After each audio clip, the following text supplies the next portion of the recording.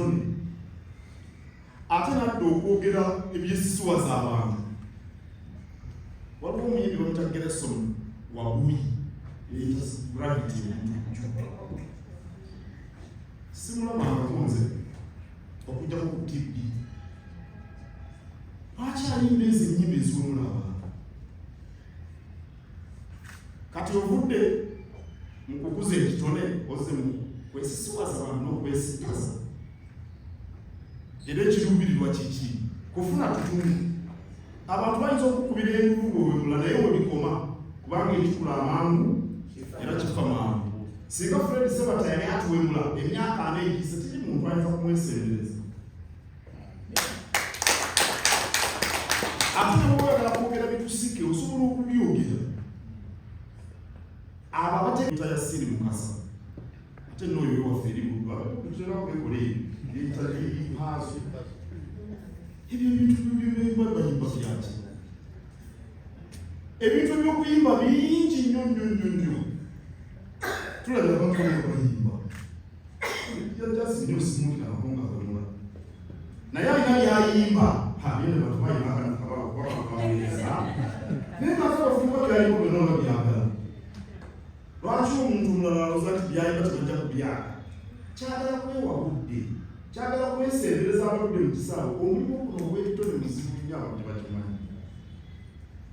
Era nabadde wano n'enkalo n'antomo wiiki eweemuga nti omulimu gusikusanyusa byokusanyusa abantu mwenna abalonzi omulimu gusikusanyusa abantu. Guno omulimu okufaanako omunnamateeka bw'asiba ettaayi oba omulimu bwakwata envumbi ebyokusanyusa ezo zeva endiiko kubanga okuyiiya oluyimba ng'olwo bampisa embuga lwe baluyita batuyisa embuga nze kukomera n'ekyekanidda okuluyiiya ebigambo endongo egendamu amaloboozi mulimu munene nnyo ekyekanidda okugyako nga weewaddeyo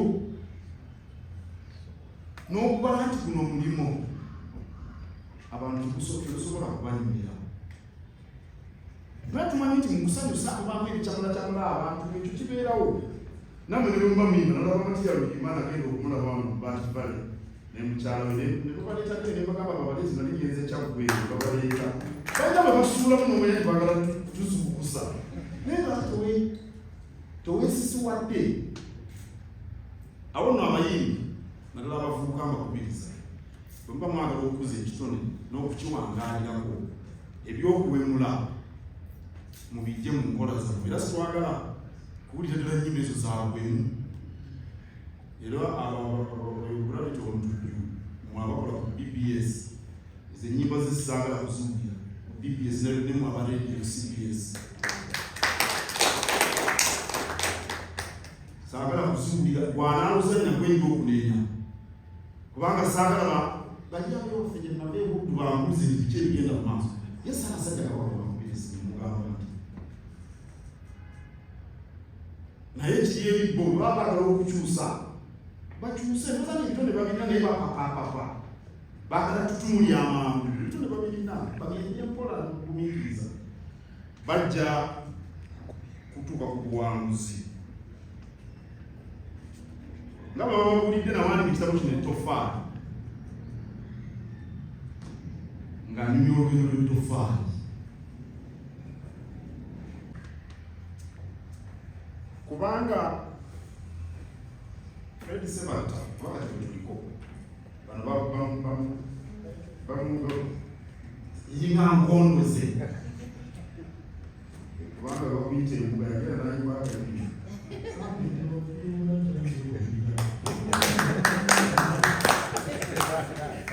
bw'oba ojja embuga ojja oluledde tuli kuwono naye byembeebazaako biri mu biti 5. Fred Sebata kimwebazaako kiri mu biti 5. Ekisooka azimbyeyo obuwangwa singa owuliriza ennyimba ez'enjawulo tetuyinza okwogera ebyobuwangwa ne tuzibya obudde naye akayimba kamu kayinza okukola omulimu gwe tukoledde emyaka n'emyaka. Azimbye olugambo ekyo kyakubiri ennaku zino tusoosowaza Oluganda era tukubiriza abantu bayige ennimi zaabwe n'obuwangwa bwabwe. Ekyewuunyisa bw'osanga abagwira n'omala obagamba tomanyi lulimi oba kunyooma nnyo, ate bw'obanyumiza obuwangwa bo bakwesiimisa. Twali wano era mu kisenge wano nali nyumiza bwe nali nabo mu Amerika, nasanga eyo mu Amerika nga munyumiza enkola ey'ebikanga bwe bitambula mu Uganda. Nindabagana kuwadde n'okunakuwala ne mugabo lwaki otunula lwala nange nze banzaalira mu apartment nakulira mu apartment nange nawasiza mu apartment obulamu bwange apartment okugaa apartment bwe buwangwa bwange naye gwe bino byonna byongulidde tulinga abali mu bbanga Amerika muzungu naye ate osanga abantu abaffe betyo kabakimanyi akati bano okweyambisa ebitone byabwe batuyigiriza Oluganda n'obuwangwa tulina okubeebaza. Ekyokusatu, okusomesa n'okuyigiriza. Mu luyimba olwo olw'omwana mulimu ebyokuyiga bingi kubeera okubimanya. Omusajja Ssemaka yandibadde alina buvunaanyizibwa ki? Emirimu gyonna omukyala yamubuuza amaduuka g'ogabula ebyogera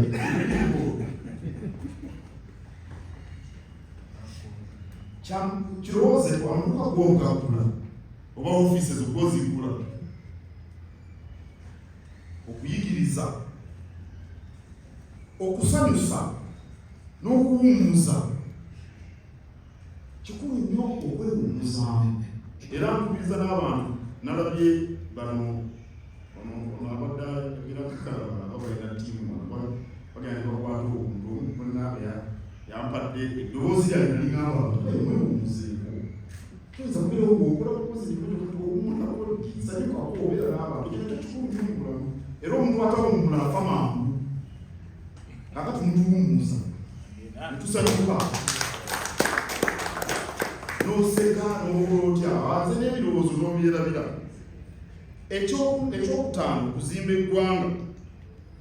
Bantu bameka akati oli kasi mukyala babiri akoze omulimu alina kyasuubira okuteeka mu nsawo, naye abali emabega w'omukyala oyo bayitirivu abagenda oba okukola biki abakola biki mu bivumba abakola emirimu miyitirivu ab'ebyuma ate ebyebibirirawo tekimanya tikimanyana emisolo gavumenti gyekuŋŋaanya.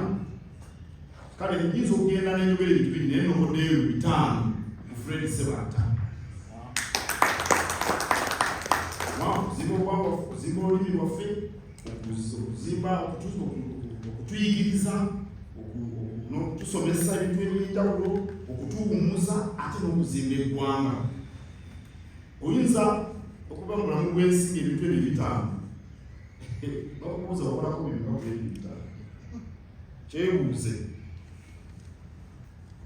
Kikulu nnyo okumanya nti ebitone bituweebwa Katonda. Naawe olw'okweyogeraganya Katonda yamba ekitono n'okukola bamakaniko yalinga ebyokanika naye n'avumula ekitone kye mu kuyimba. Osobola okubeera munnamateeka, nze ndi munnamateeka, naye osobola naawe okuyimba. Nali nnyimba olumu mu Kereziya onaawe omukono namamba jangu otweyateeka omanyi simanyi olw'okuyimba. Era sigala nyo mu kisaawe kyammwe singa abalengoli. Naye olina okwevumbulamu ekitundu kyakuteekamu. Omanyi okuba ebivuga, omanyi okuzina amazina. Nandujja alinnya ennyonyi n'agenda bakugye batatuukanga. Kuyimba, kuzina amazina. Ng'ate omuntu oyo yasoma eby'ebitabo bitannakikola. Oyinza okuba olina ebitone mu kubala ebitabo, mu kulima, mu kusuubula. Katonda bw'akuwa ekitone, oyinza okusalawo okukyeyambisa oba okukituulira. Katonda yakikuwa n'akuleka. N'olwekyo nkwebaza okunoonya ekitone Katonda kye yakuwa n'okimanya ate n'okikozesa mu kuyimba n'okusanyusa. era ekitone bw'otakikozesa kubanga atakirina tekirina na mugaso gy'oli naffe ffenna, naye bw'okikozesa abantu bonna baganyula mudaba, bano bonna abaziba, bano bonna sibakola bannakiiko, balina kibasuubira okufunamu ebibakwata wakitone ekyo okikozeseza bulungi, kikuwadde ettutumu ati kyosintere nnyo naye omuntu obidanye okozesa kitone tukwebaza. Ettutumu lireetera abantu amalala oluusi n'okuweebuuka. Fred Ssebattono nze mbadde mugoberera okuva emyaka gyonna gyobaddeyo, seejana mwezi naye emyaka egiwerako mwamugoberera, naye siwulirangako ng'owemuse. Sikiwulirangako n'ayimba ekintu neweekanga ng'agambye atya, sikiwulirako n'okumu. Naye ate ebitusiga obitugamba netutegeerera ddala. Kakati bw'oba oyagala kumansa ntungo, genda mu kisenga muli babiri n'omuntu gw'osobola okubeera naye, okuwemula kubeerawo nga muli susa abantu babiri ate nga muli mu kifo ky'olukale. Naye bw'obeera mu kifo ky'olukale obeera omugwenyufu, bw'oyogera ebitajja ku mmere, omwana kintu kyamubuuza nomugamba abadde ategeeza kitabo naye nga nawe oyimba. Siraba lwaki omuntu ng'alina ebitone. Ssebatta lw'embuga butatatuuze.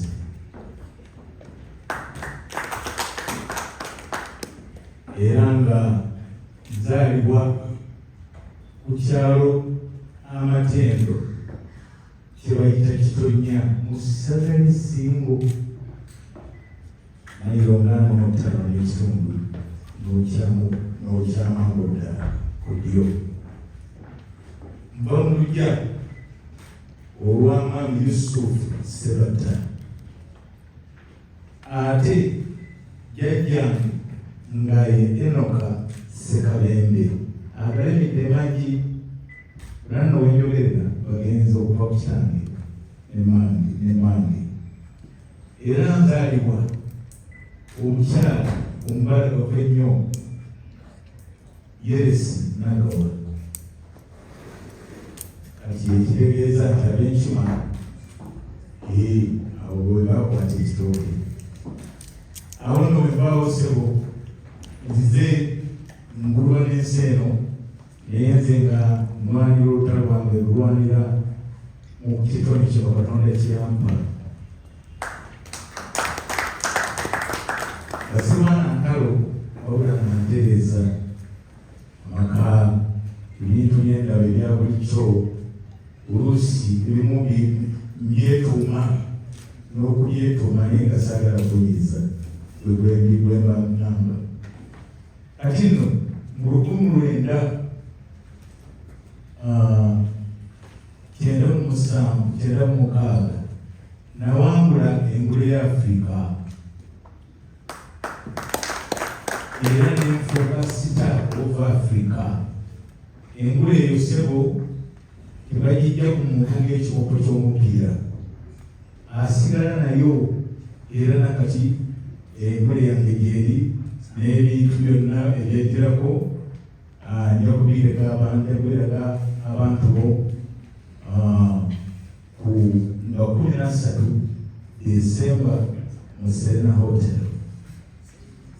Akati nno tinabudde ngamba kozesebo engamba omutesitesi, abatesitesi bwe bali wano mukyala Bigi n'abalala abamuwerekeddeko nti tugende tulabe ku kabaka waffe ow'obweru bwe twanga gusisinkanye atukumbira abantu be, abazaana be n'abantu n'abasajja be basobole okujja okulaba ku kikulu kyange ekya njaguza emyaka 42 nga nkutte endongo eyo ebuulirira n'okusanyusa y'omukama wange. Kama nti yayimba akayimba kali naye ayimba ebinyo wabula mu kisaawe guno tumuyita Maama Kiine. Abasinga bamanyi bwe tujja wano owa Nakakaawa mukyala Matiya Luyima oyo bwe byatawukako ng'akyasoma kayimba kali bonna bonno ono b'otumya omuyambi ojja kubeerengamu.